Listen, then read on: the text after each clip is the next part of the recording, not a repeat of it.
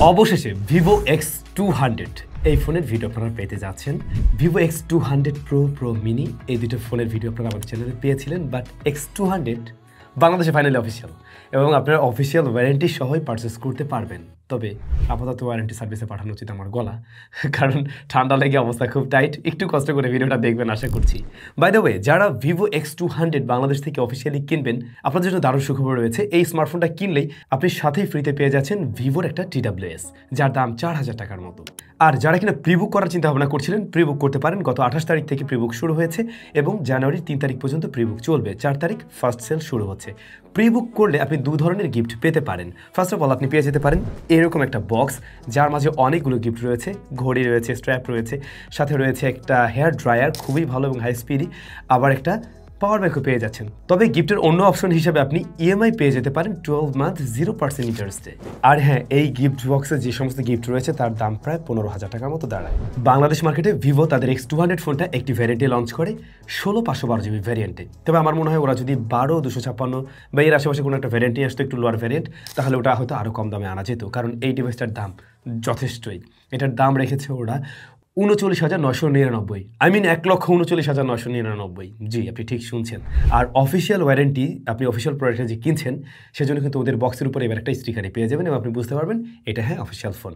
আচ্ছা, এই দাম শুনে হতাশ তো হতে পারেন অনেকে একটু আশ্চর্য হতে পারেন। তবে ওয়েট করেন, এগুলো নিয়ে আমরা ভিডিও শেষ দিয়ে গিয়ে আস্তে ধীরে কথা বলছি। আপাতত ভিডিও শুরু করি। কালার দুইটা, ন্যাচারাল গ্রিন এবং কসমস ব্ল্যাক। এইটা ন্যাচারাল গ্রিন, যার রিয়ার প্যানেলে বেশ ভালো রকমের ফিঙ্গারপ্রিন্ট বসে। রিয়ার প্যানেলটা গ্লাস ব্যাক, এটা আরেকটু ফ্রস্টেড করে দিলে এই যে ফিঙ্গারপ্রিন্ট এগুলো একটু কম দেখা যেত। আবার লেদার টাইপের কিছু একটা নিয়ে আসতে পারতো, এটা একটু কম দেখা যায় এখন, তারপর দিতে পারতো আর কি। আর এই যে ক্যামেরা মডিউলটা, এটা বেশ বড় সড়ো, হেলিপ্যাডের মতো অনেক বড়, আপনারা জানেন। এর উপরে ফিঙ্গারপ্রিন্ট বসে, বাট খুব সহজেই এটা মুছে ফেলা যায় এবং মুছলে একদমই ক্লিন হয়ে যায়। তবে এখানে হাত পড়ার সম্ভাবনা অনেক বেশি। বডি ফ্রেমটা হচ্ছে গিয়ে মেটাল বিল্ড, যার ফলে প্রিমিয়াম একটা ফিল পাবেন এবং এই ডিভাইসটা বেশ বড়সড় হওয়া সত্ত্বেও এক হাতে নিয়ে ইজিলি ব্যবহার করতে পারবেন আশা করছি, কারণ এই ফোনটা হাতে নিলে ফিলটা বেশ ভালোবাসে, গ্রিপটা ভালো পাওয়া যায়। বোথ সাইড থেকে হালকা করে কার্ভ করা রয়েছে। ওজন রয়েছে 197 গ্রামের মতো। এটা কোয়াড কার্ভড টাইপের একটা ডিসপ্লে মূলত। তা আশা করছি ডিসপ্লে সাইডটা দেখতে আপনাদের খারাপ লাগবে না। তবে 3.5mm হেডফোন জ্যাক কিন্তু এই স্মার্টফোনে নেই, বাকি প্রয়োজনীয় পোর্টস অ্যান্ড বাটন সব কিছুই আছে। আন্ডার ডিসপ্লে ফিঙ্গারপ্রিন্ট স্ক্যানার আছে, এটার পজিশনটা একটু নিচ দিকে লাগতে পারে অনেকের কাছে। তবে এখানে কিন্তু ওরা আলট্রাসনিক ব্যবহার করেনি, রেগুলার ফিঙ্গারপ্রিন্ট স্ক্যানার ব্যবহার করছে। আলট্রাসনিক হওয়া উচিত ছিল। এটা ফাস্ট অ্যাকুরেট, সামান্য ডিলে আছে আর কি। এখানে থাকছে IP68, 69 রেটিং। এই জায়গাটা ভালো আছে, সহজে পানি ঢোকার পসিবিলিটি খুবই কম। বলছিলাম ডিসপ্লেটা কোয়াড কার্ভড টাইপের, হালকা কার্ভ করা হয়েছে চারিপাশ থেকেই। চিন বেজেল বেশ ন্যারো, লোয়ার চিনটাও ইভেন ন্যারো, সিমেট্রিক্যাল একটা ভাইব ক্রিয়েট করে। আর এর পাঁচতল কাটআউটটা কিন্তু টপ সেন্টারে রয়েছে। এটার সাইজটা ওকে আছে আমি বলবো। ডিসপ্লেটার কালার রিপ্রেজেন্টেশন বেশ ভালো লাগছে। স্পেক ওয়াইজ যদি আমি বলতে চাই, এটার সাইজ হলো 6.67 inch. AMOLED panel, 120 hertz high refresh rate দিচ্ছে, 4500 নিটস পিক ব্রাইটনেস দিচ্ছে। আর HD10+ সাপোর্ট পেয়ে যাচ্ছেন আপনারা।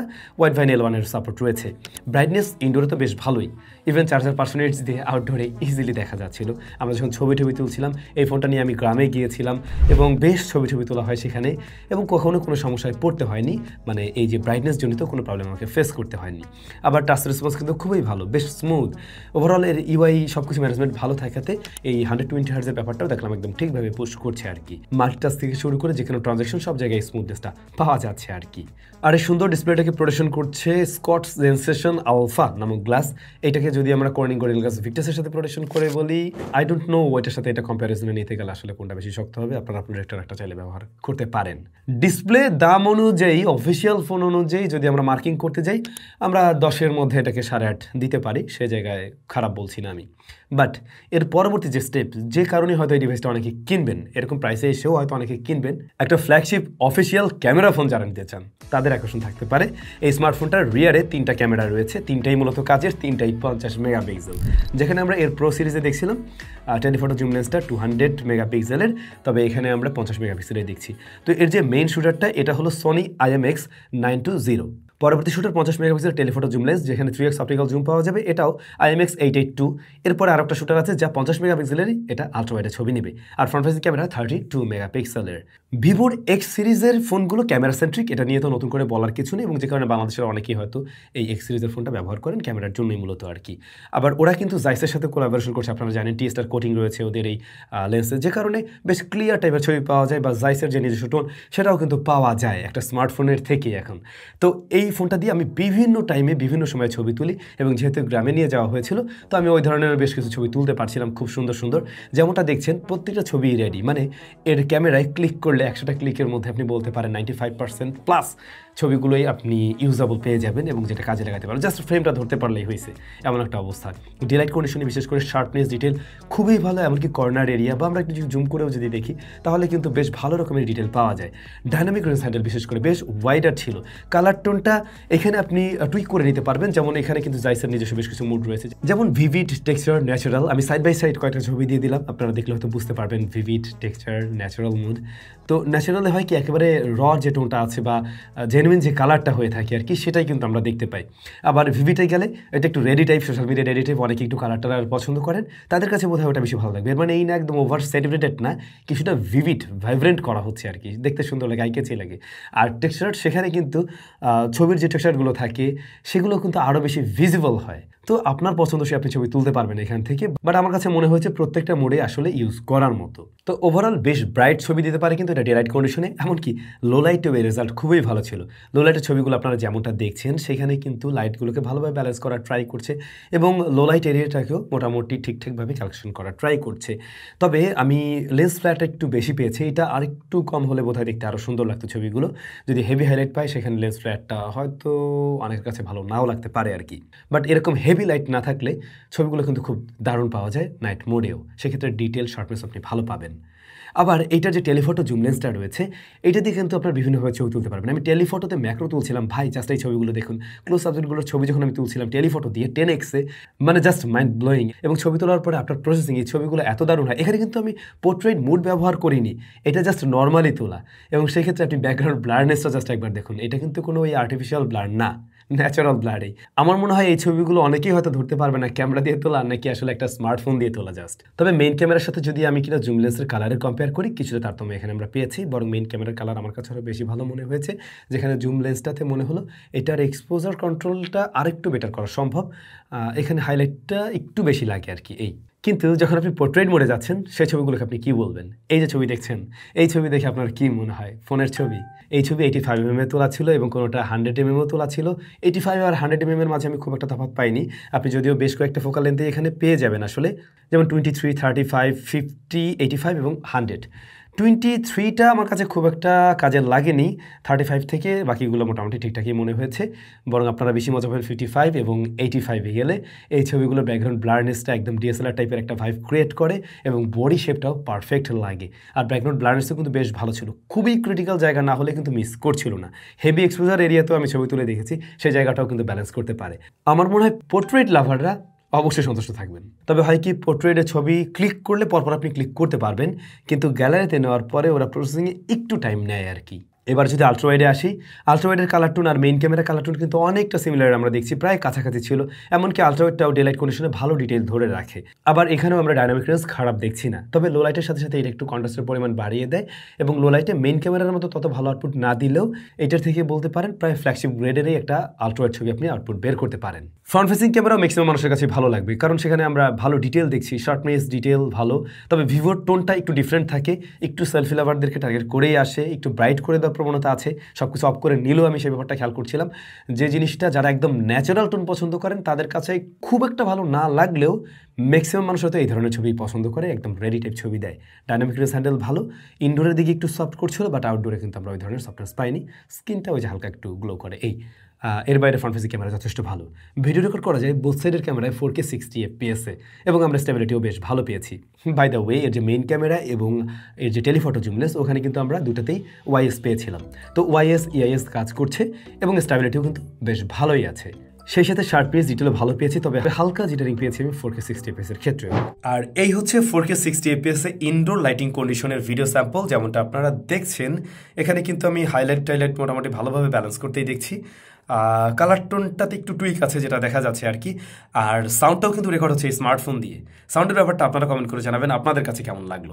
তো আশা করছি এই স্মার্টফোনের যারা টার্গেটেড কনজিউমার, যারা কাস্টমার রয়েছেন, তাদের কাছে এর ক্যামেরা অবশ্যই ভালো লাগার কথা। ক্যামেরা নিয়ে সন্তুষ্ট থাকবেন, একটু শেয়ার করে বলা যায়। দাম নিয়ে বলছি না, দাম নিয়ে একটু পরে বলবো ভিডিওর শেষ পর্যায়ে।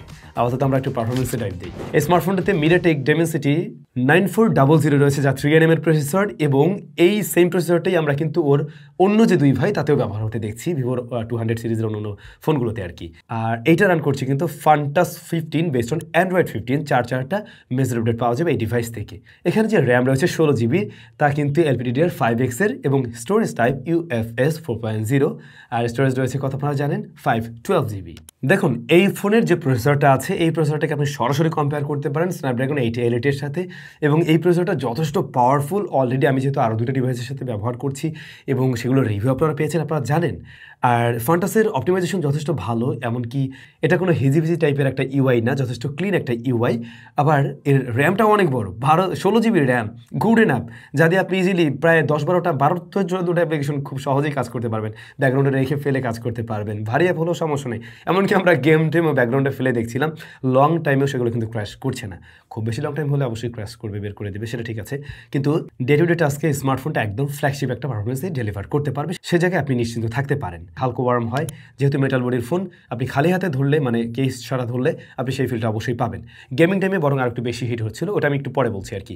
আর কোনো ধরনের বাগ টাগ এই জাতীয় ইস্যু আমি ফেস করিনি এটাতে। কখনো রিস্টার্ট করা, বাংলাদেশে ব্যবহৃত হয় এই ধরনের অ্যাপ ব্যবহার করতে গিয়ে সমস্যা, তেমনটা কিন্তু আমি ফেস করিনি এই ডিভাইসটাতে। আর যেহেতু এটা বাংলাদেশের জন্য অফিসিয়াল, সুতরাং আপনারা কিন্তু Fantas পাচ্ছেন, মাথায় রাখতে পারেন। অন্যগুলোতে কিন্তু আমরা অরিজিনাল ওয়েস দেখছি, এটা কিন্তু Fantas ওয়েস রয়েছে। তো এইটা আমাদের জন্য আরও বেশি ইউজার ফ্রেন্ডলি করেই তৈরি করা, এবং সেই ফিলটা আপনি পাবেন।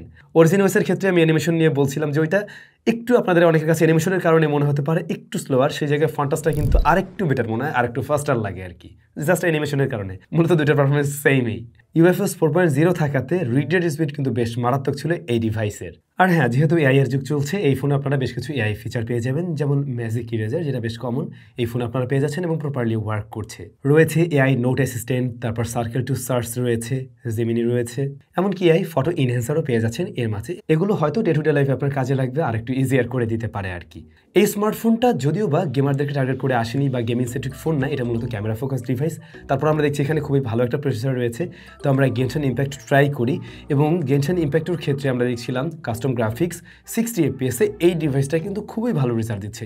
আধা ঘন্টা গেম প্লের পরে এটার এই যে ডিসপ্লে সাইডটাতে 40 ডিগ্রির মতো তাপমাত্রায় আসে, এবং ব্যাক প্যানেলটার এই জায়গাটা আসে 39 ডিগ্রি তাপমাত্রা। তবে ফ্রেম রেট খুব একটা ওঠানামা করতে দেখিনি, দু তিনবারের মতো আমি নামতে দেখছিলাম, এবং সেটা সর্বোচ্চ ছিল 57, আর ম্যাক্সিমাম টাইমে এটা 59-60 এরকম ছিল। তো স্টেবল পারফরমেন্সই পাবেন, এবং লং রানেও আমরা দেখছিলাম এই পারফরমেন্স ড্রপ করছে না। আবার পাবজির মতো গেমেও দেখলাম 120 FPS আপনি প্লে করতে পারছেন। স্মুথ 120 FPS এর গেম প্লে কেমন হয়ে থাকে এটা ডেফিনেটলি আপনারা জানেন। এই স্মার্টফোন থেকে কিন্তু তেমনটা রেজাল্ট পাচ্ছিলাম। আমি পুরো লকড অবস্থায় পাচ্ছিলাম, 18, 19, 20 এর মাঝে ছিল ফ্রেম রেট, এবং গরম তুলনামূলক কম হচ্ছিল। ওই মুহূর্তে আমরা দেখছিলাম সামনে আসছিল 37 ডিগ্রি, রিয়ার প্যানেলটাতে আসছিল হচ্ছে গিয়ে 36 ডিগ্রির মতো আর কি। সামনের ডিসপ্লে সাইডটা একটু বেশি হিট জেনারেট করে তুলনামূলকভাবে, বাট এইটা একেবারে ন্যাচারাল টাইপের একটা ব্যাপার ছিল, মানে এইটুকু হওয়াটা খুব স্বাভাবিকের মধ্যেই থাকে আসলে। এবং মোটামুটি পাবজি 50 মিনিট 1 ঘন্টা গেম প্লেতেও এর বেশি খুব একটা হিট জেনারেট আমরা করতে দেখিনি, যদিও এই মুহূর্তে বাংলাদেশে ঠান্ডার সিজনে চলছে। তবে এটা হিটিং জন্য তো আমার মনে হয় না আপনাকে কোনো প্রবলেমে ফেলবে। সো বলা যেতে পারে পারফরমেন্স ওয়াইজেও এই স্মার্টফোনটা ভালো জায়গায় আছে। 200 প্রো মিনি ওই ডিভাইসগুলোর ক্ষেত্রে আমরা দেখছিলাম পারফরমেন্স বেশ ভালো ডেলিভার করছে, এটাও করছে, বাট অফিসিয়াল ডিভাইস হিসেবে দাম অনেক বেশি হয়ে গেছে। ফোনটাতে স্টেরিও স্পিকার পাবেন, এর যে ইয়ারপিসের স্পিকারটা রয়েছে ওইটাই মূলত সেকেন্ডারি স্পিকার হিসেবে ব্যবহার হয়। লাউডনেস বেশ ভালো, ক্লিয়ার সাউন্ড দেয়, ফুল ভলিউমেও ডিস্টরশন দেয় না, তবে ব্যালেন্স না, এটার লাউডনেস একটু বেশি, বাট সাউন্ড কোয়ালিটি ভালো হ্যাপটিক ফিডব্যাক বেশ স্ট্রং টাইপের, বেশ টাইট মনে হয়েছে আমার কাছে। সব কিছু চালানোর জন্য রয়েছে 5800 mAh এর ব্লু ভোল্ট ব্যাটারি এবং 90 ওয়াটের চার্জার। যদি কিনা প্রিভিয়াস জেনারেশনের সাথে আমি কম্পেয়ার করে বলি, তাহলে কিন্তু এখানে চার্জারটা ছোট করা হয়েছে, ওইটা 120 ওয়াট ছিল, তো সেই জায়গায় একটু আমরা কমতে পাচ্ছি। বাট এই ব্যাটারিটা ভালো, এই টেকনোলজিটা ভালো, এবং এটার ব্যাকআপও ভালো।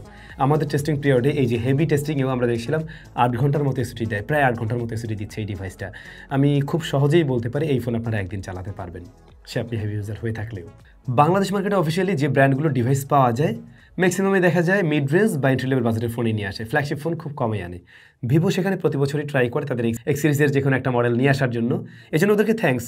বাট প্রিভিয়াস জেনারেশনের সাথে কম্পেয়ার করে বলতে গেলে ওদের এই X200টার দাম অনেক বেশি হয়ে গেছে, অথবা এটার আরেকটা ছোট ভ্যারিয়েন্ট নিয়ে আসা উচিত ছিল, এবং সেটার দাম যদি কম হতো, 12 GB র্যাম কম না ডেফিনেটলি, আমার মনে হয় ওইটা কিনেও অনেকে স্বাচ্ছন্দ্য বোধ করতো, বাকি বিষয়বস্তু তো সেমই থাকতো, রাইট? তো এটার দাম আর একটু কম হওয়া উচিত ছিল এক। এরপরে কমতির যে জায়গাগুলো আছে, যেমন এদের ওয়্যারলেস চার্জিং সিস্টেমটা নেই। একটা ফ্ল্যাগশিপ ফোন এরকম প্রাইস পয়েন্টের যেটাতে ওয়্যারলেস চার্জিং সিস্টেম নেই, এটা মানা যায় না। এখনকার দিনে আমরা 30,000 টাকার ফোনেও পাচ্ছি, এমনকি অফিসিয়ালভাবেও আমরা 25-26 হাজার টাকার ফোনেও পেয়ে যাচ্ছি, রাইট? তো সেই জায়গায় এটা পিছিয়ে থাকে। দেন নেই ultrasonic fingerprint scanner, previous generation থেকে চার্জারটাকে ছোট করা হয়েছে। সো এই জায়গাগুলোতে অবশ্যই একটু কমতিও থাকে। আর দামের ব্যাপারটা তো আমি বললামই। আচ্ছা, এবার যদি প্রশ্ন করেন তাহলে এই ফোনটা কাদেরকে রিকমেন্ড করা যায়, কারা আসলে কিনতে পারে? যারা কিনা 1,40,000-এর আশেপাশে একটা ফ্ল্যাগশিপ ডিভাইস কিনতে চাচ্ছিলেন, অফিসিয়াল, অবশ্যই অফিসিয়াল ফোন, এবং তার ক্যামেরা হতে হবে সেরা, সেক্ষেত্রে তাদেরকে এটা রেকমেন্ড করা যায়। বাকি ডিসিশন আপনাদের কাছে কেমন লাগছে অবশ্যই কমেন্ট করে জানাবেন। প্রিবুক করলে আপনাদের জন্য সুবিধা, কিন্তু সেক্ষেত্রে প্রায় 15,000 টাকার গিফট সাথে পেয়ে যাচ্ছেন আর কি, অথবা আপনি ইএমআই সার্ভিসটাও নিতে পারেন। বাকি ডিসিশন আপনার, কেমন লাগলো কমেন্ট করে জানাতে ভুলবেন না। সবাই ভালো থাকবেন, দেখা হচ্ছে নতুন ভিডিওতে।